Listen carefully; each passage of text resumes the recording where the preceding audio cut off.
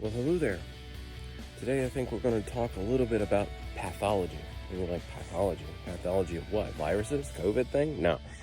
We're going to be talking about the pathology of water. I live in pretty much the eastern part of the United States of America. And in my area, it's very, very wet. And humidity is about 70%. As you can see, there's still like moss growing all over the place. It's absolutely beautiful, lush.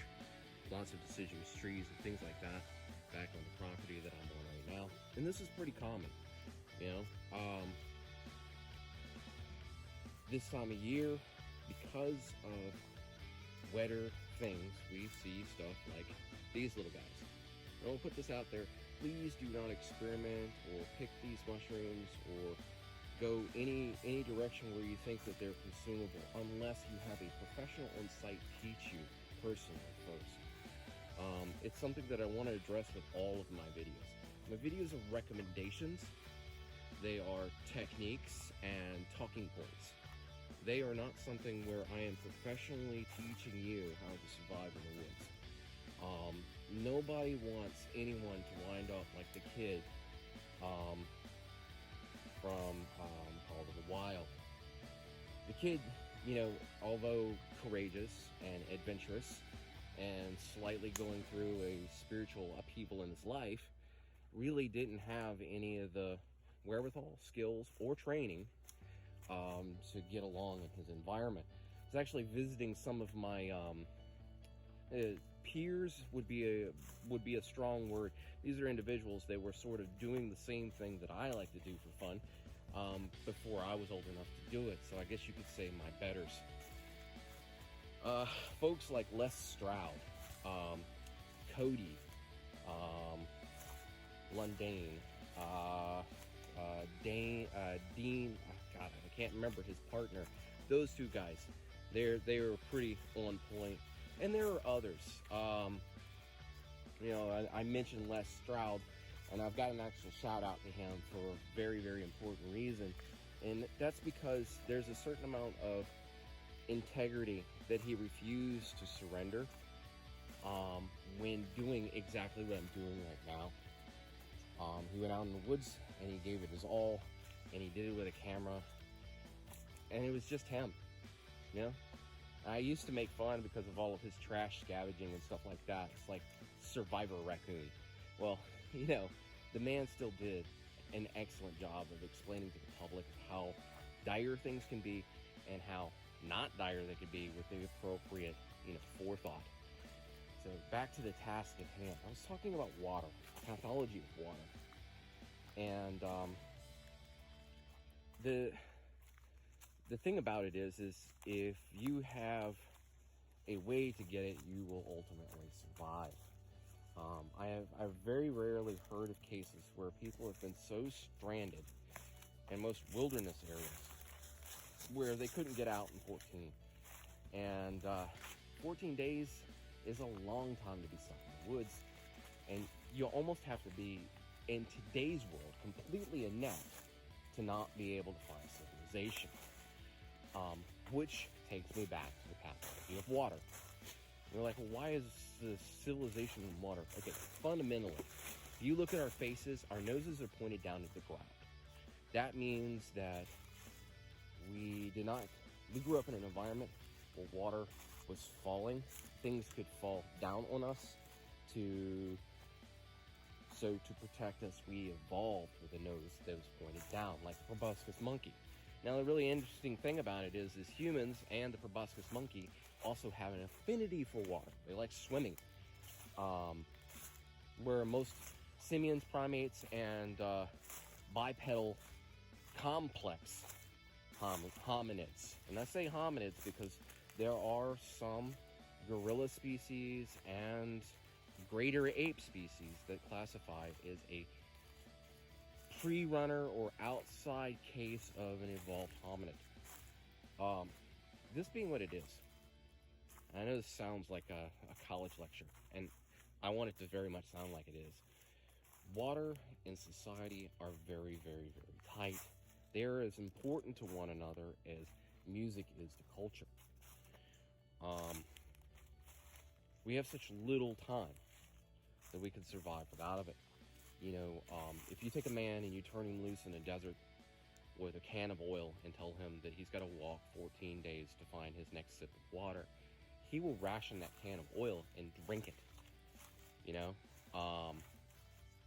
if he's desperate enough. A lot of people would be desperate enough at that point.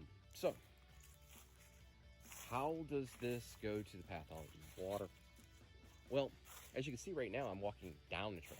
In the sense of down, old adage, you know, poo runs downhill. Well, water runs downhill too. It carries the poo away, right?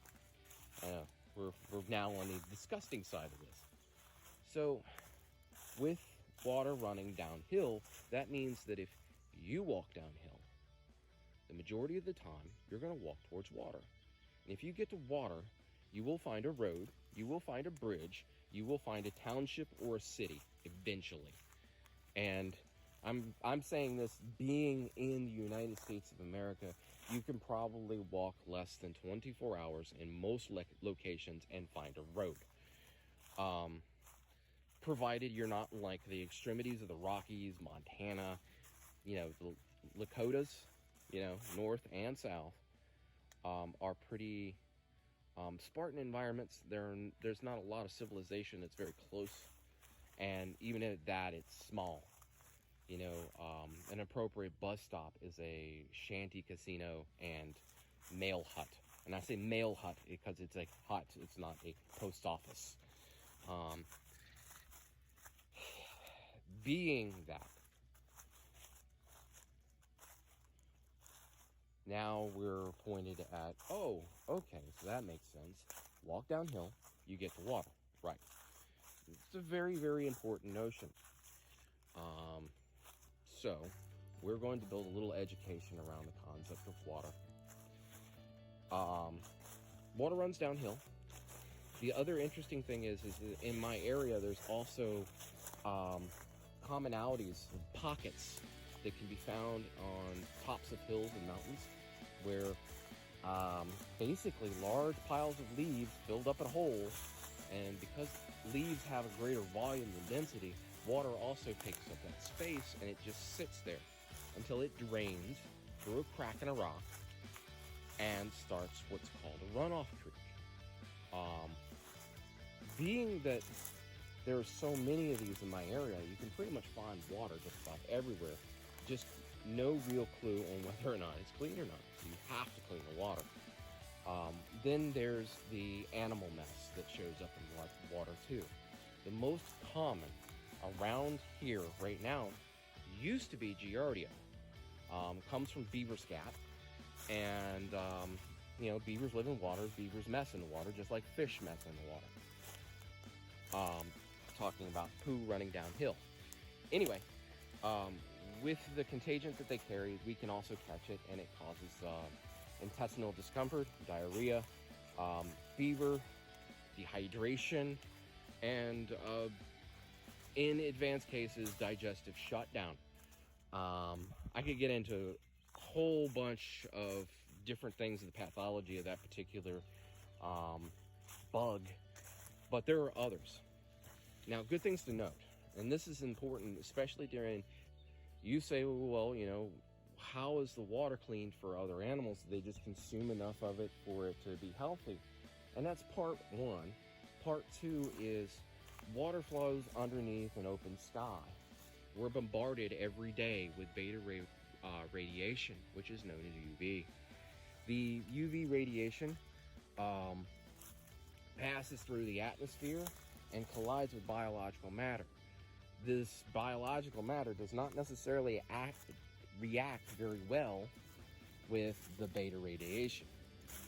Being that it is disruptive what it is, it prevents life from taking because of the lack of strong cellular walls. It's one of the adaptations that plants first came up with in order to move out of water and be more stable in a high UV environment. Plants that tolerate UV the best can be found in higher altitudes. Plants that tolerate UV the least found at lower altitudes. altitudes beneath the canopy of other trees or in water.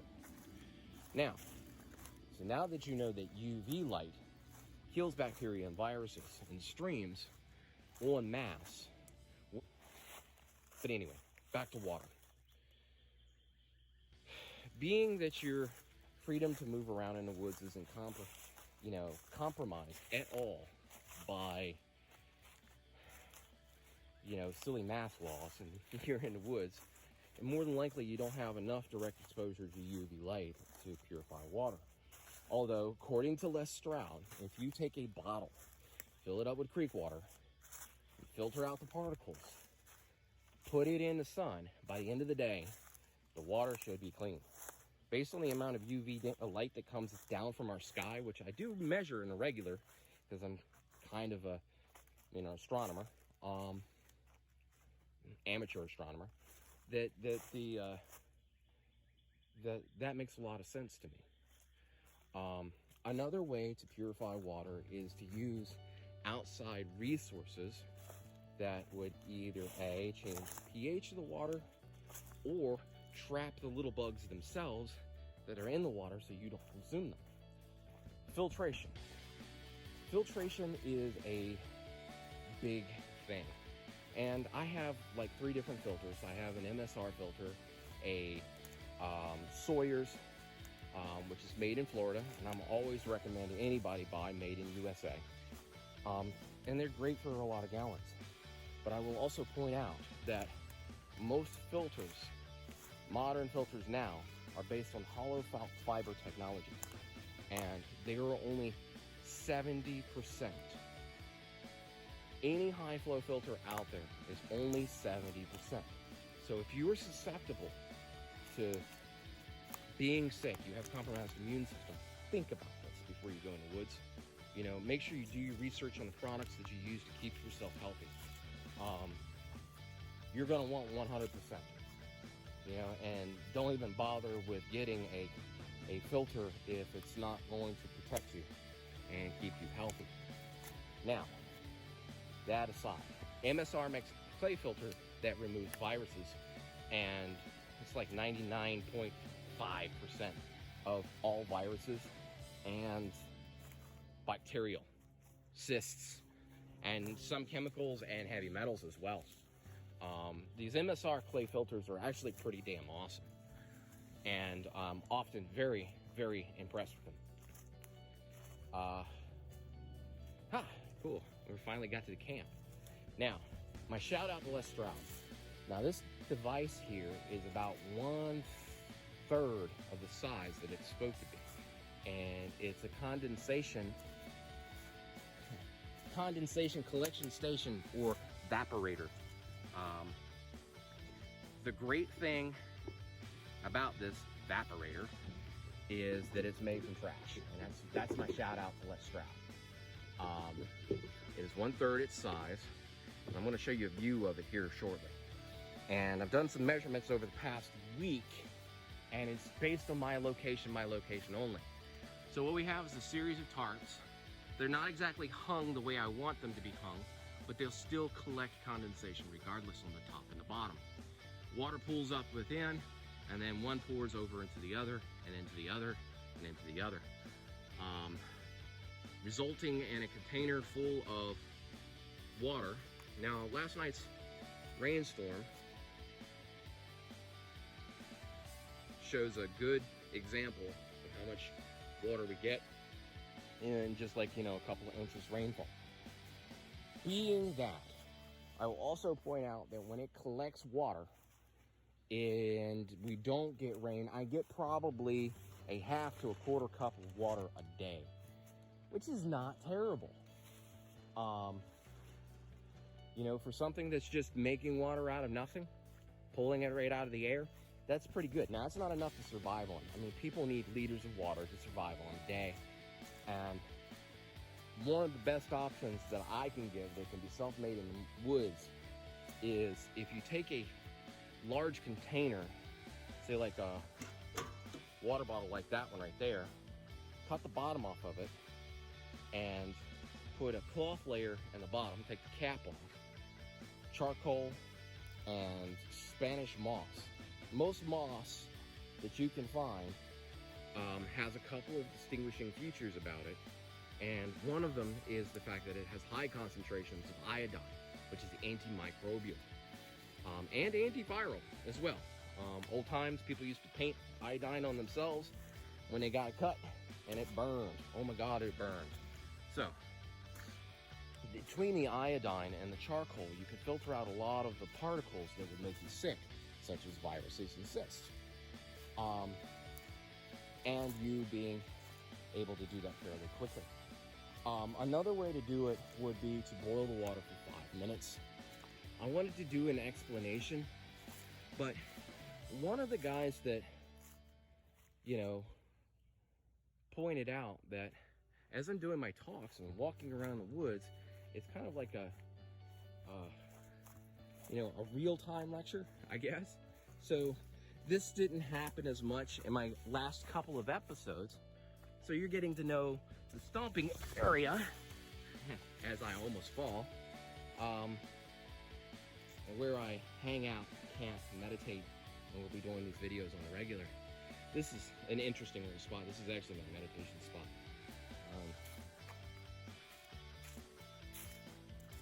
Down here, I got my little shelf of the creek where I can hear the water bubble. And when I get too hot, I can just go down there and put some water on myself and then go back to sit on my rock. It's a beautiful area back here. It's not mine. I'm on somebody else's property here.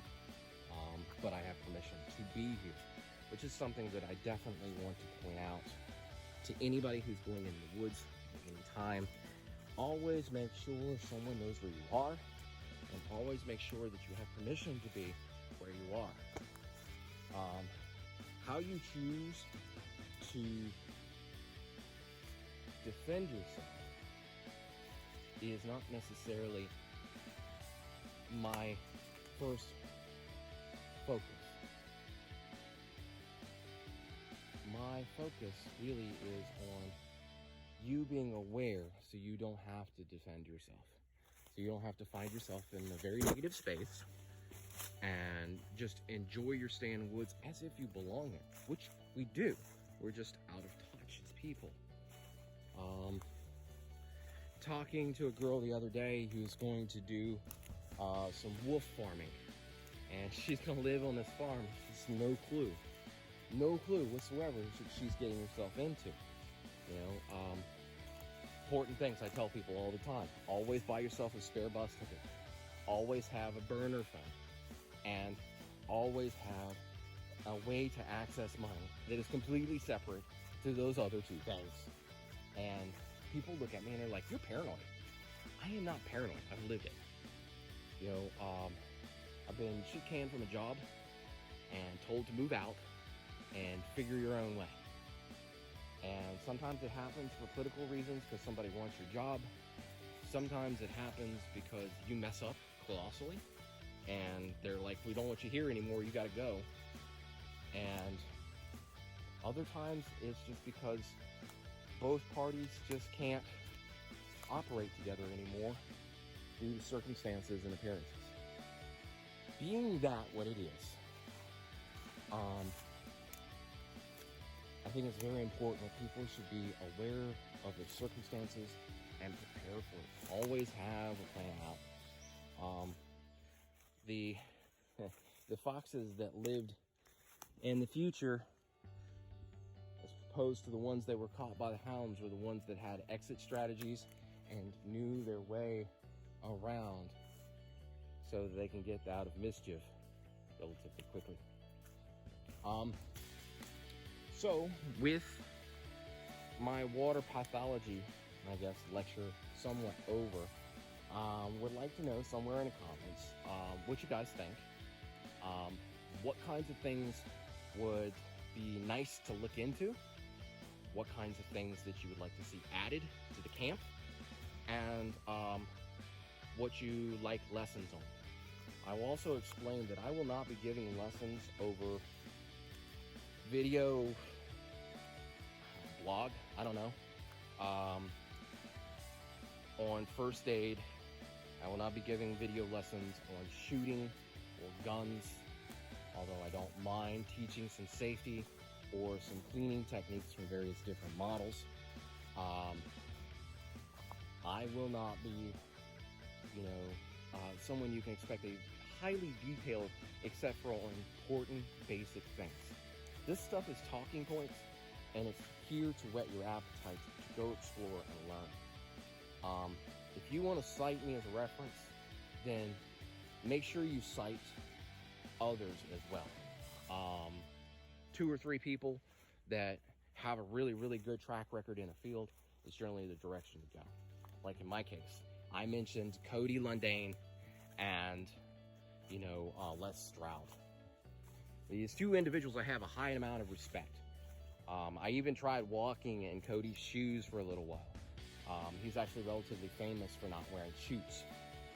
So, not walking in his shoes, or without shoes, to be more exact. And there's a lot of discrimination that comes from that type of behavior. People don't see it as normal, and it makes them uncomfortable. And this is pre-COVID, so you can imagine what it'd be like now. The other is Les Stroud, and like I said, his picking trash out of the woods and recycling it into useful, overcome, adapt, and achieve is very, very admirable. And you don't see that with your civilian adventurers very often. You hear all the time military folks talk about this stuff and how it's important to do this, this, this, and this. And for a person to take it up who is not drilled into it, literally drilled into it, says a lot to me. I will also point out that this individual's got enough integrity that, he points out when people do things that are critically just really, really a big error. And he has absolutely considerable experience and absolute paramount and judgment as far as his credibility. Things are done on screen. There's a camera there. There's no crew. There's no one to bail him out. He's just backpacking in the woods with a camera. Follow him. Follow his work. Get to know how he survives. And follow Cody as well. Continue following me. I will point out that one of the most important eye-opening aspects about all of this to me, as far as being in the woods and achieving a kind of homeostasis with the wildlands, comes down to inner reflection and observance. What you observe and how you treat yourself on the inside has a very radical answer to the real question at hand. And what you see from the inside affects what you see from the outside. Now, that's me. That's my philosophy. I'm not saying that you got to go out in the woods like some, stalwart priest. Although you probably should treat it, because it is my church. And there are many people in the world, indigenous people, who treat the wildlands like their church. And I think it's a smart move. I really do. We came from this. The wildlands ultimately brought us forth. The only reason we have homes is because we decided it would be a little bit easier to exploit some resources for longer term, to live a little more comfortably, and to have, an easier time raising our young. And that's an important thing for society. I'm not talking about society here, though. We came from this. We should respect this. This is a beautiful thing that is going away. There are parts of the world where mankind has depleted it, where there are no natural animals in this environment anymore. You walk around in certain parts of Central Asia and Southern Asia and Northern Asia, for that matter, the proliferation of people is to a point where there are no squirrels. There are no possums. There are no raccoons and badgers. You see rats, birds and pigeons, but no real forest critters. You know, we're getting close to the days of that here in the U.S. Our parks, our wetlands, our animals are constantly in danger for our own exploitation. And most of the time, people don't even realize how they're exploiting. It should be always explained with compassion, as if you're explaining it to a small child, but not in an assaulting manner and in an educational manner. Not that you're any better or you have a higher platform in which you stand. U.S. right now, everybody's so fueled about other people telling other people how to live and believe that we're all very, very angry. So be kind, be compassionate. Explain to people what you have learned and educated yourself with, but don't denigrate them. You'll turn them off. You'll turn them away, and you'll turn them into an enemy. And that's how this polarization in our world has become what it is. That's how neighbors hate one another and become greedy. There are lots of world conflicts, but there's civil disagreements that have stretched for long periods of time too, that have nothing to do with government fighting. I mean, the most common that I can think of is Hatfield and McCoy's. There was the Greeks and the Italian immigrants that settled the Santa Cruz area. I mean, I could go down list after list after list of great conflicts that went on for long periods of time that not everybody recognized, but these people were infighting, and all because somebody can be compassionate at one moment, and it's like, hey, you're not a dummy. This is just what's going on, and we want to protect this. You want to protect this too because you get X, X, and X from it.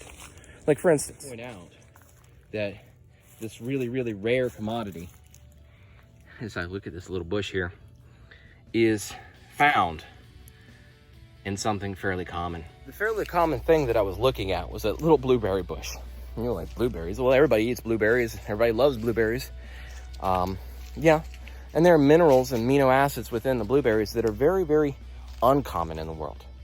Like, one of the largest concentrations of monomolecular gold is within the body of purple and red fruits, which is very, very valuable to the communication in between mitochondria on a short distance scale from cell to cell. Intercellular personal communication. Not like your cell phone, but, you know, little parts of our body have to communicate with one another. Gold helps that. Gold also helps in the transmission of minerals and nitrates that our body needs to process in order to get the energy and strength that we need to motor through our day. That being what it is, now you know. If I call you an idiot and like, didn't you know you could get gold there, you moron? Then that kind of, that's supremacy and expectation. Never an attitude that should ever be kept when in my church. Okay, it's not my church. It's the world's church. And I think we need to go back and get some faith.